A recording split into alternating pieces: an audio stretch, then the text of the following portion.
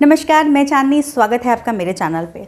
आज हम बात करेंगे प्रेगनेंसी में होने वाले वैक्सीनेशन के बारे में कि वैक्सीन्स जो होती हैं वो प्रेगनेंसी में क्यों लेनी चाहिए, कब कब लेनी चाहिए और इतना इम्पोर्टेंट क्यों है वैक्सीन लेना। बहुत सारी महिलाएं वैक्सीन लेने में झिझकती हैं कि कहीं बच्चे पे कोई बुरा असर ना पड़ जाए। तो आज हम इसी के बारे में बात करेंगे कि आपको वैक्सीन लेनी चाहिए, नहीं लेनी चाहिए, कौन सी वैक्सीन लेनी चाहिए। आगे बढ़ने से पहले अगर आपने चैनल को सब्सक्राइब नहीं किया है तो सब्सक्राइब ज़रूर करिएगा। सब्सक्राइब करने के साथ साथ बेल आइकन भी प्रेस करिएगा ताकि आगे आने वाली मेरी वीडियोस के नोटिफिकेशन आपको मिल सके। चलिए बात करते हैं वैक्सीन्स के बारे में। आपकी प्रेगनेंसी में बॉडी वैसे ही कॉम्प्रोमाइज़ हो जाती है, बहुत कुछ ऊपर नीचे हो जाता है, इतने हार्मोन्स ऊपर नीचे होते हैं। सबसे बड़ी चीज़ जो होती है वो ये होती है कि हमारा इम्यून सिस्टम सप्रेस हो जाता है, यानी जितना काम कर रहा होता है नॉर्मल दिनों में प्रेगनेंसी में थोड़ा सा कम काम करता है। अगर आपका इम्यून सिस्टम स्लो हो जाएगा तो आपको बीमारियां पकड़ने के चांसेस ज़्यादा हैं। आपको कोई भी प्रॉब्लम ज़्यादा जल्दी लग सकती है, आसानी से लग सकती है। इसलिए प्रेगनेंसी में तो अपना और ध्यान रखना चाहिए, आपको बहुत ध्यान रखना चाहिए। आपके बच्चे को प्रॉब्लम हो सकती है अगर आपको होगी तो इम्यून सिस्टम जब सप्रेस हो जाता है तो बीमारियां होने के चांसेस बढ़ जाते हैं। तो आपको इसीलिए वैक्सीन लेना चाहिए। जो WHO की रिकमेंडेशन है वो ये है कि हर प्रेग्नेंट वुमेन को वैक्सीन लेनी चाहिए। जो वैक्सीन रिकमेंडेड है, प्रेगनेंसी सेफ वैक्सीन आपके डॉक्टर वहीं देंगे जो प्रेगनेंसी सेफ होगी और जिस टाइम पर दिया जाता है। एक और इम्पॉर्टेंट चीज़, सिर्फ आपको फ़ायदा नहीं होता वैक्सीन से, आपके बच्चे को फ़ायदा होता है। जब आप कोई वैक्सीन लेती हैं, आपकी बॉडी में एंटीबॉडी बनती है उस वैक्सीन के बाद, तो प्लेसेंटा से आपके बच्चे के पास भी वो पहुंचती है और वो एंटीबॉडी आपके बच्चे की बॉडी में भी बनती है। अपने साथ साथ आप अपने बच्चे को भी प्रोटेक्ट कर रही होती हैं इस वैक्सीन से। तो वैक्सीन अगर अपने लिए ना लें तो बच्चे के लिए तो ज़रूर लें। अगर आपको ये लगता है कि वैक्सीन लेने से बच्चे पे कोई गलत इफेक्ट पड़ेगा, कोई निगेटिव इफेक्ट पड़ेगा, तो आप बिल्कुल रॉन्ग हैं। वैक्सीन लेने से आपके बच्चे का अच्छा ही होगा, उसको एंटीबॉडी बनेगी उसकी बॉडी में, जिससे कि उसको आगे चल के प्रॉब्लम नहीं होगी बर्थ के बाद। डॉक्टर्स ने बहुत सारी रिसर्च की है, उन्होंने ये कहा है कि अगर आप कोई वैक्सीन लेती हैं तो 6 महीने तक, यानी आपका बच्चा पैदा हुआ, बच्चा जब तक 6 महीने तक नहीं हो जाता तब तक उसमें ये एंटीबॉडी रहेंगी। कितनी अमेजिंग चीज़ है। मतलब 6 महीने तक जो आपने वैक्सीन लिया है वो वैक्सीन बच्चे को प्रोटेक्ट करेगा।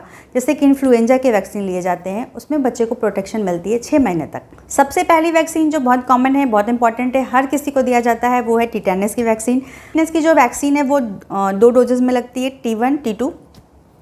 प्रेगनेंसी के आपके ऑलमोस्ट 3 मंथ के आसपास आपको पहला डोज लग जाता है, उसके 4 हफ्ते बाद यानी 1 महीने बाद आपको दूसरा डोज लग जाता है।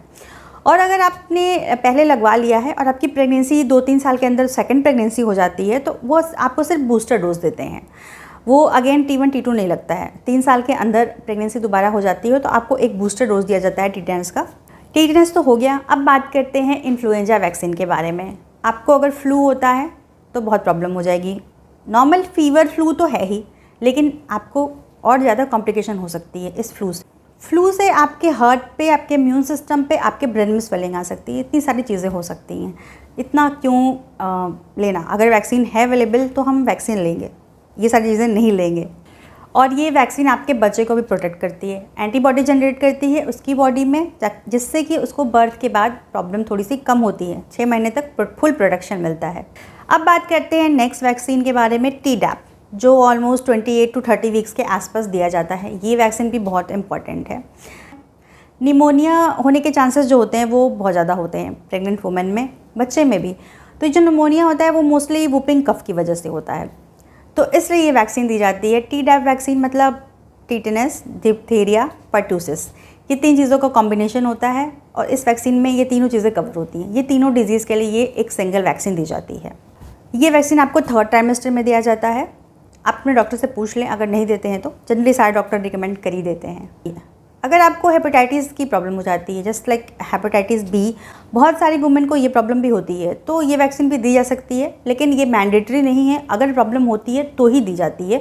अगर कोई प्रॉब्लम नहीं होती है तो हेपेटाइटिस B की वैक्सीन प्रेगनेंसी में नहीं दी जाती है। हालांकि ये सेफ़ है बिल्कुल भी, लेकिन रिकमेंडेशन में नहीं है। तो एक चीज़ मैं आपको सजेस्ट करना चाहूँगी कि अगर आप प्रेगनेंसी के लिए ट्राई कर रही हैं, मतलब अभी प्रेग्नेंट नहीं हैं आप, तो आप कुछ वैक्सीन्स ले सकती हैं। जैसे आप हेपेटाइटिस B की ले सकती हैं, आप MMR की वैक्सीन ले सकती हैं। अपने डॉक्टर से पूछ लीजिए जिस गायनिक से आप ट्रीटमेंट ले रही हैं, या फिर अगर आपने नॉर्मली चेकअप कराया है अपना, तो एक बार आप वैक्सीन के बारे में बात कर लीजिए कि आप प्री प्रेगनेंसी कौन सी वैक्सीन ले सकती हैं। तो आप प्रेगनेंसी के 1-2 महीने पहले, अगर आपकी प्रेगनेंसी नहीं रुकी है उसके 1-2 महीने पहले आप ये वैक्सीन ले लें। अब इसकी इंपॉर्टेंस क्या है पहले ही बता दिया है, बहुत इंपॉर्टेंट है, बिल्कुल लेना चाहिए। आपके साथ साथ आपके बच्चे को भी प्रोटेक्ट करेगा। इससे ज़्यादा हमें क्या चाहिए, यही तो चाहिए। इसलिए तो हम प्रेगनेंसी में सब कुछ करते हैं कि हमारे बच्चे को भी प्रोटेक्शन मिले हमारे साथ साथ। तो लगवाना ज़रूर आप वैक्सीन। अब बात करते हैं कोविड वैक्सीन के बारे में। कोविड की वैक्सीन मोस्टली लोगों को लग चुकी होगी अब तक, दोनों डोजेज़। कुछ लोगों के तो बूस्टर डोजेज़ भी लग चुके होंगे। तो अब ना लगवाना तो ये सीन नहीं है, लेकिन हाँ, अगर आपको नहीं लगा है तो अपने डॉक्टर से पूछ लीजिए।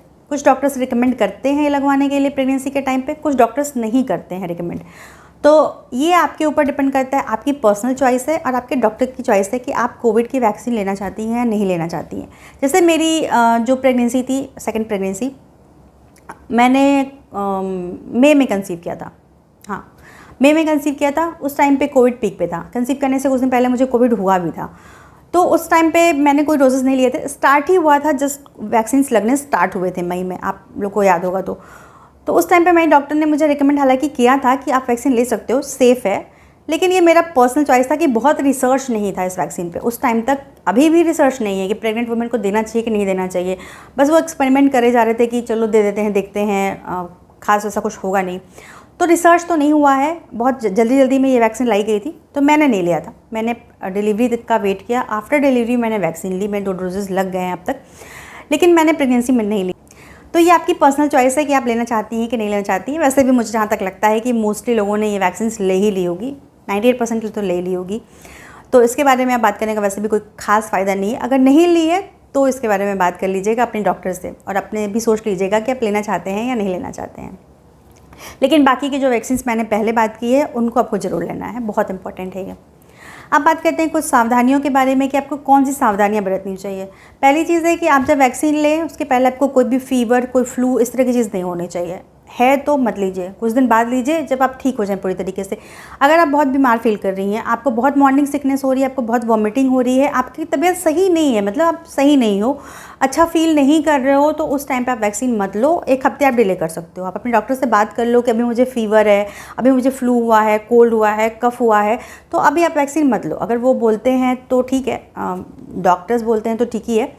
बट मेरा सजेशन ये है कि जब आप बीमार हो, स्पेशली आप प्रेगनेंसी में, क्योंकि इम्यून सिस्टम जो होता है आपका सप्रेस हो चुका होता है। अगर आप बीमार होते हो तो इम्यूनिटी जो होती है पूरी वहाँ लगी होती है, मतलब लड़ाई कर रही होती है उनको ठीक करने में, डिजीज़ से लड़ रही होती है। तो जो आप बाहर से वैक्सीन लोगे उसके लिए थोड़ा सा प्रॉब्लम हो सकती है। तो आप बीमार ना हो, आप एकदम अच्छा फील कर रहे हो, गुड फील कर रहे हो, आप फीवर नहीं है, कोल्ड नहीं है, कफ नहीं है, बहुत वॉमिट नहीं कर रहे हो, आप ठीक ठाक हो, खाना सही से खा रहे हो, अच्छा फील कर रहे हो, तो आप ये वैक्सीन ले सकते हैं। वैक्सीन्स के ऐसे तो कोई साइड इफ़ेक्ट्स नहीं होते। मोस्टली ये जो वैक्सीन्स लगती है प्रेगनेंसी में वो आम पे दी जाती हैं। थोड़े बहुत इश्यूज़ हो सकते हैं, इंजेक्शन साइट पे आपको प्रॉब्लम हो सकती है, टेंडरनेस हो सकती है, पेन हो सकता है थोड़ा बहुत, तो आप उसमें आई से सिकाई कर सकते हैं, हॉट वाटर से बिल्कुल नहीं, बर्फ़ से कर सकते हैं, गर्म पानी से नहीं करना है, घाव बना लेगा, पस बना लेगा।